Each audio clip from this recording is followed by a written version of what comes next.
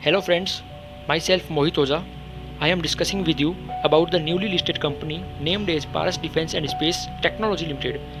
My opinion regarding the issuance of IPO allotment and lack of transparency is applicable in that case.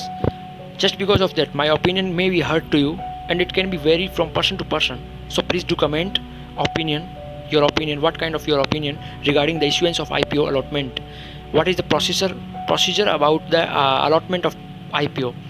So Paras defence जो limited company है उसका IPO allotment होने के बाद में एक आदमी जब IPO के लोट लेता है और वो 50 लोट लेने के बाद भी उसको अलॉटमेंट नहीं दिया जाता, जबकि एक HNI इन्वेस्टर्स है और वो एक लोट लेता है और उसको एक लोट मिल जाता है, मतलब HNI को 2 लाख से ऊपर का इन्वेस्टमेंट करना पड़ता है तो उसको मिल जाता है। तो अब बात ये है कि यहाँ पे HNI का दबदबा है, होगा ऑफकोर्स होगा क्योंकि उसके पास पूंजी है तो होगा।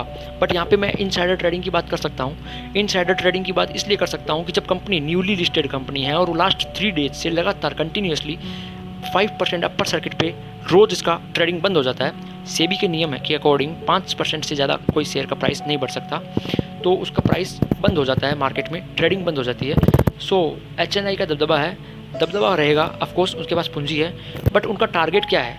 उनका टारगेट रहेगा एक शेयर का। अब वो उनका टारगेट पूरा करने के बाद में वो अपने शेयर्स सेल करना स्टार्ट करेंगे और उसके बाद इस कंपनी की शेयर प्राइस में जो मार्केट वैल्यू अभी चल रही है वो डिक्रीज़ होएगी, ऑब्वियसली डिक्रीज़ होएगी, क्योंकि मार्केट में पैसा फ्लो होगा। Just because of the volatility in market, buy और सेल का जो रूल है वो डिमांड सप्लाई के ऊपर आधारित है। हम मान के चलते हैं, इनसाइडर को नहीं मान के चलें, एक बार साइड में रख देते हैं इनसाइडर को। तो दैट मीन्स डिमांड सप्लाई के रूल के आधार पर अगर काम करेंगे तो सेल होना तय है। ये कब तक चलेगा? अपर सर्किट का प्रोसीजर कब तक चलेगा?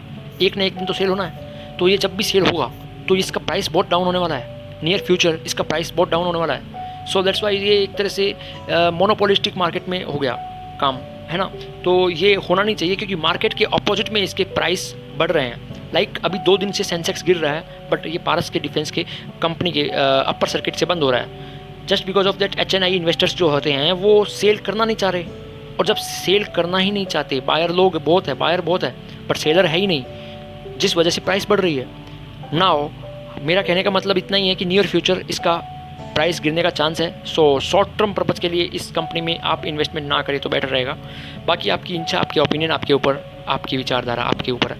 और फ्यूचरिस्टिक के रूप में लॉन्ग टर्म पर्पज़ के हिसाब से मैं देखना चाहूँ इस कंपनी को तो ये बहुत बड़ी कंपनी बन सकती है, लेकिन अभी ये स्मॉल कंपनी है, ये स्मॉल कैप कंपनी है। मैं मिड कंपनी भी नहीं बोल सकता इसको, मैं मिड कैप भी नहीं बोल सकता। यानी कि मार्केट कैप देखा जाए तो इसका अप टू 1000 रुपीज़ था, अप टू 1000 करोड़ रुपीज़ का था, up to 1000 crore rupees small company में आती है। तो ये अभी इसकी मार्केट वैल्यू 1900 करोड़ आ गई है।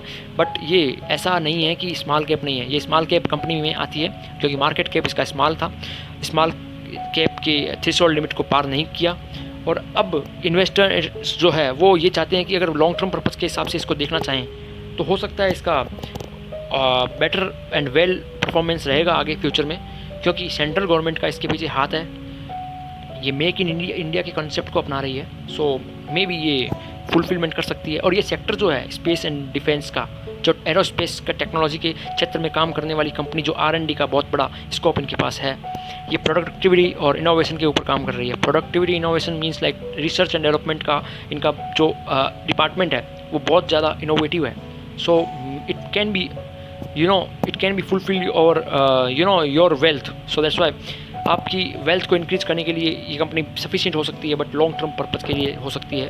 अभी मैं इसको नहीं मान सकता, लेकिन मेरा कहने का मतलब ये है कि लॉन्ग टर्म पर्पज़ के लिए तो हर कोई कंपनी हो सकती है, बट स्मॉल कंपनी इतना ज़्यादा अपर सर्किट लगना, HNI का ही इस पर दबदबा है। सो ये इस पर फोकस करना चाहिए। सेबी को ट्रांसपेरेंसी रखनी चाहिए IPO अलॉटमेंट के टाइम भी, और द प्राइसिंग फ्लक्चुएट होती है उसके लिए भी ट्रांसपेरेंसी रहनी चाहिए।